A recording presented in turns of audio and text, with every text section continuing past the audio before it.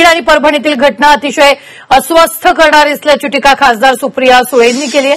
बीड आणि परभणीतल्या घटनेमागे नक्की कोण आहे हे महाराष्ट्राला कळालं पाहिजे। या दोन्ही घटना सुसंस्कृत आणि पुरोगामी महाराष्ट्राला न शोभणाऱ्या आहेत असं सुप्रिया सुळेंनी म्हटलेलं आहे।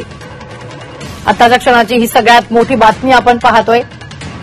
खासदार सुप्रिया सुळेंनी यावेळी न्यायाची मागणी केलेली आहे। तर या दोन्ही घटना सुसंस्कृत आणि पुरोगामी महाराष्ट्राला न शोभणाऱ्या आहेत असंही सुप्रिया सुळेंनी म्हटलेलं आहे।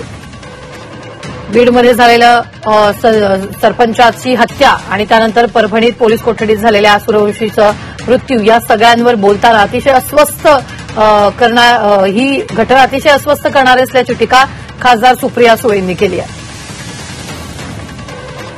मला असं वाटतं की पोलिसांवर कशाला अन्याय करताय पोलीस आणि कदाचित कोणीतरी मोठ्या माणसांनी त्याच्या मागे त्याला ऑर्डर दिली असेल। आता ती व्यक्ती कोण आहे हे आपल्याला मुख्यमंत्री सांगू शकतील किंवा एकदा ती सगळी इन्क्वायरी झाल्यावर कळेल। आणि परभणीच्याही घटनेमध्ये तसंच आहे। परभणीच्या घटनेमध्ये नक्की काय झालं हे महाराष्ट्राला कळलंच पाहिजे। आणि ज्या क्रूर पद्धतीने या दोन्ही घटना झाल्या त्या आपल्या सुसंस्कृत पुरोगामी विचाराला न शोभणार।